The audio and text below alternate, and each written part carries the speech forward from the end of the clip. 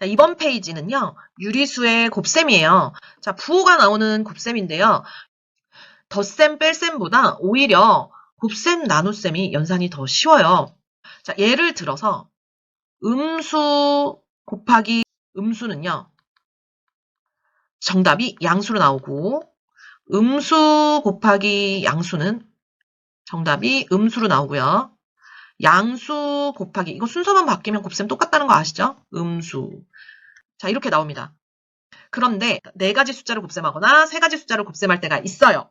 그러면 음수의 숫자가 홀수개면요. 정답이 음수로 나와요. 음수의 숫자가 짝수개잖아요.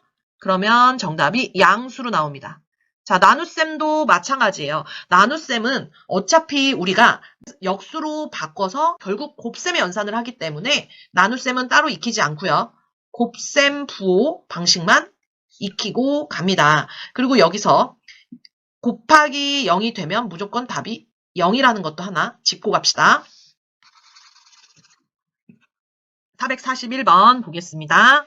자, 양수와의 곱셈이죠. 정답은 플러스로 나오겠고 4 곱하기 5 하게 되면 20. 자, 음수와의 곱셈입니다. 그래서 음수가 2개니까 정답은 플러스 6 곱하기 3 해서 18. 자, 분수죠. 일단 부호 먼저 정해놓을까요? 플러스 곱셈이니까 플러스, 자, 3분의 2 곱하기 5분의 6 하면 약분해서 5분의 4. 자, 마찬가지로 마이너스 곱셈이니까 플러스 2.5 곱하기 8은 뭐가 나오나요? 자, 25 곱하기 8이라고 하면 200이 나오고 소수점 하나가 있으니까 20. 445번. 자, 여기 소수가 있네요. 분수로 바꿔주는데 부호 먼저 정하고 갑시다. 부호는 플러스고 7분의 5 곱하기 10분의 8 하면 하고 위아래도 이렇게 되니까 7분의 4가 되겠죠. 자, 선생님이 부호를 미리 써놓는 이유는요. 이 단원에 계산할 때 부호를 빼놓는 경우가 많아요. 답이 플러스로 나오는 경우에는 이런 실수를 했을 때 다행이지만 답이 마이너스로 나오는 경우는 바로 오답이 돼버리죠. 자, 부호가 하나 틀리면 완전히 다른 답이 되기 때문에 이거 선생님 숫자는 맞아도 뭐 반점이라도 주세요. 뭐 이렇게 0.5점이라도 주세요. 이렇게 우길 수가 없어요. 부호 틀리면은 그냥 답은 아예 싹 틀리는 거기 때문에 부호를 반드시 정확하게 챙겨줘야 됩니다.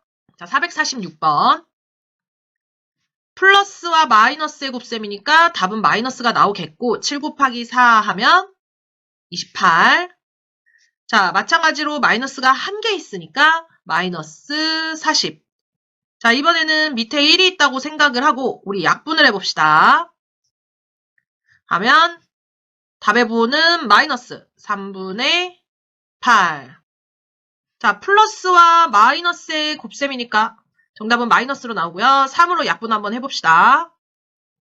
5 해서 4분의 5. 정답은 마이너스 4분의 5가 나오겠죠. 자, 이번에도 마이너스 써주고 12 곱하기 7 하면 여러분 84죠. 84인데 여기 소수점 하나, 여기 소수점 하나 있으니까 정답에 나오는 소수점은 2자리가 되겠네요. 자, 모두 이렇게 풀고 계시죠? 자, 451번. 이것도 정답은 마이너스 34 곱하기 5 하게 되면 몇이 나오나요? 170이 나오죠? 그런데 소수점이 2개니까 0 하나 떼고 소수점 한 자리. 자, 452번. 마찬가지로 마이너스의 총개수를 봅니다. 마이너스가 1개, 즉 홀수개 있으니까 정답은 마이너스가 나오겠고요. 이렇게 곱하면 10이죠. 이렇게 곱하면 마이너스 80이 되겠죠. 자, 이번에는 마이너스가 2개 있으니까 정답의 부호는 플러스. 멀리 있는 것끼리 약분이 되죠. 이렇게 멀리 있는 것끼리 약분이 됩니다. 자, 더 이상 약분될 게 없으니까 바로 곱해줍시다. 8분의 3. 정답은 플러스 8분의 3이 되겠죠. 자, 이번에는 4개 곱셈인데요. 자, 이것도 일단 부호 정해주고요. 홀수개 있으니까 답은 마이너스. 자, 멀리 있는 것끼리 다 신경 써서 멀리 있는 것도 이렇게 약분을 해주면 남은 것들만 쏙쏙 보고 곱해줍니다. 거의 다 없어졌죠? 자, 밑에 분모를 살펴봅시다. 1만 남아있죠. 그 다음에 보니까 분자에 4만 남아있네요. 정답은 마이너스 4가 되겠습니다. 자, 455번을 보기 전에 거듭제곱에 대해서 다시 한번 짚고 넘어가 봅시다. 거듭제곱은 어떻게 하라는 뜻이죠? 예를 들어서 5에 세제곱이다 하면 5를 3번 곱해라. 이런 뜻이겠죠. 자, 그렇다면 이걸 봅시다. 얘는요. 이렇게가 한 가족이에요. 이렇게. 그 다음 이렇게 한 가족이에요. 그러니까 얘랑 더 친하다. 이 얘기입니다. 그래서 2를 2번 곱해라. 그리고 이게 나오면 그때서야 이게 4니까 그때서야 마이너스를 붙여줘라. 이런 뜻입니다. 자, 456번 볼게요. 456번은 이렇게 언제나 얘랑 더 친해요. 그래서 3분의 1을 4번 곱하고 그 다음에 얘를 먼저 하고 마이너스를 붙여라 이 뜻입니다. 그러면은 4번 곱하면 분모는 뭐가 되죠? 분모는 81분의 1 하고 마이너스. 그래서 정답은 마이너스 81분의 1입니다. 자, 위의 문제들과 다르게 아래 문제들은요. 지금 얘가 밖으로 쫓겨났죠. 부호가 안으로 들어왔어요. 그럼 이렇게 먼저 한 가족이에요. 이렇게 먼저 한 가족입니다. 그럼 이건 무슨 뜻이냐면요. 이 아이를 4번 곱해라 이 뜻입니다. 이거는 이 아이를 5번 곱해라 이 뜻이에요. 한번 써보겠습니다. 자, 여기 먼저 계산을 하면요. 마이너스가 짝수개가 있죠. 그래서 정답은 플러스로 나오겠고 2를 4번 곱하면 16이 나오죠. 그리고 이것도 아까 배웠던 곱셈, 마이너스 개수를 살펴보면 마이너스가 5개, 즉 홀수개가 있습니다. 그래서 정답은 마이너스가 나오고 분모는 32분의 1 이렇게 나오게 되겠죠. 여러분 이 유형의 문제들은요. 굉장히 까다롭고 실수도 많고 처음 접했을 때 이해가 잘 되지 않는 유형이에요. 지금 여기 센 문제집에는 굉장히 짧게 지금 4문제밖에 안 나와 있는데 여러분이 별도로 이 부분에 대한 거는 문제를 풀면서 많은 연습과 이해가 필요합니다. 자, 459번 보겠습니다. 자, 459번부터는 분배법칙이라는 말이 나와요. 자, 우리 아까 앞에서는요. 교환법칙과 결합법칙이 있었는데요. 지금 또 한 가지 나오는 법칙이 분배법칙입니다. 자, 막간을 이용해서 복습을 좀 하면 교환법칙은 이렇게 더하면 자리를 바꾸는 게 교환법칙이었죠. 결합법칙은요. 이렇게 3가지가 있을 때, 3가지 이상이 있을 때 순서대로 더하기를 하는 게 아니고 여기 먼저 해도 되지만 이 뒤에 거부터 난 하겠다. 이렇게. 그래서 이렇게도 가능하고 이렇게도 가능하다 이 얘기입니다. 가능하다는 거는 이렇게 풀어도 되고 이렇게 풀어도 답은 똑같더라 이 얘기입니다. 자, 분배법칙은요. 어떤 숫자가 있어요. 4 더하기 1 이렇게 있고 곱하기 2 간단한 숫자로 한번 예를 들어 봅시다. 자, 우리 혼합계산에서요. 초등학교 아마 4학년 때 배웠을 거예요. 혼합계산이 있는데 이렇게 연산이 쭉 나왔을 때 제일 먼저 1등으로 계산하는 게 괄호입니다. 소괄호. 자, 소괄호가 나왔으니 계산을 먼저 하고 곱하기를 해주면 답은 10이 나오게 됩니다. 자, 이 10을 한번 기억해 보시고 분배법칙은요. 어떻게 하는 거냐면 이 괄호를 풀어준다고 합니다. 무슨 뜻이냐면 이렇게 곱하기로 엮여있는 애는 이렇게 하나씩 따로따로 곱해주는 거예요.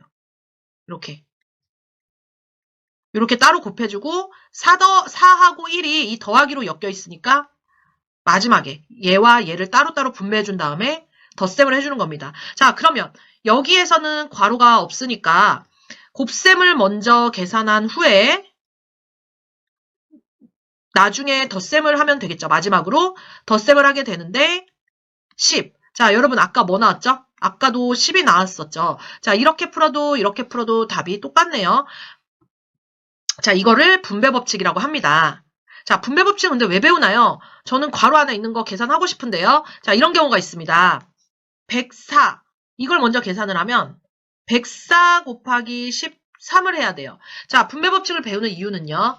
세로셈, 즉 요거 하기 싫어서 배우는 거예요.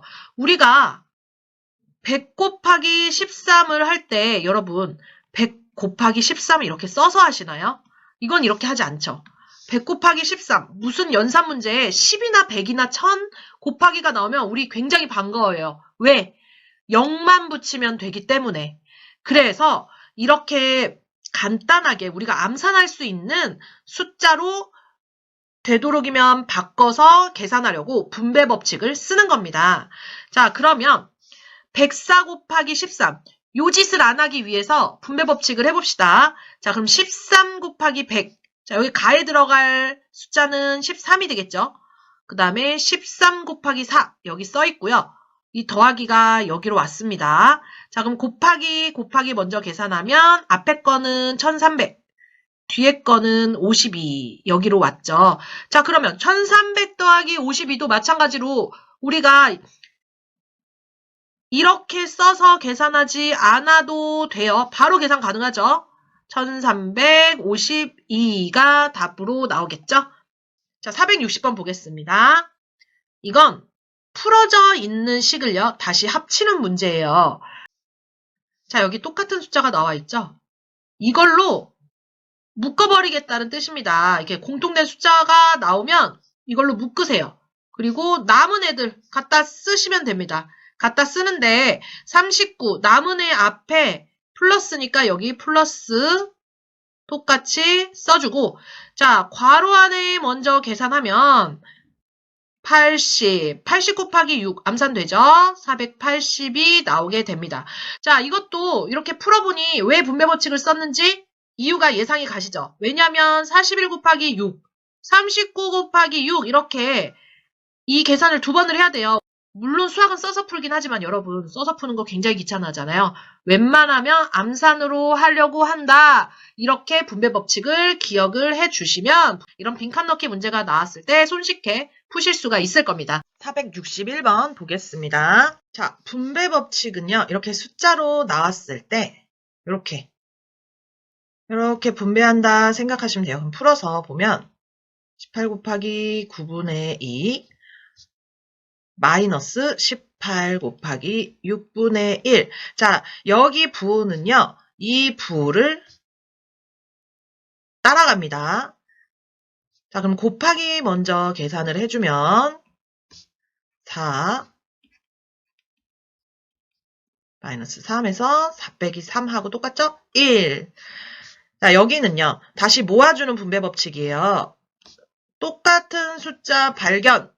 마이너스 1.7 곱하기 괄호 치고요. 남은 숫자들을 써주는데 여기 가운데 부호는 여기 한마디로 얘를 따라간다고 생각하시면 돼요. 이렇게 한 몸이니까 플러스 해주면 괄호 안에 있는 숫자부터 계산을 해주면 1.7 곱하기 100. 자, 이렇게 봤을 땐 굉장히 복잡한 계산인 것 같았지만 이렇게 보니까 다 암산으로 풀 수가 있었습니다. 자, 그러면 공이 두 개니까 우리 소수점만 두 칸 이쪽으로 이동하게 되면 마이너스 170이 되겠네요.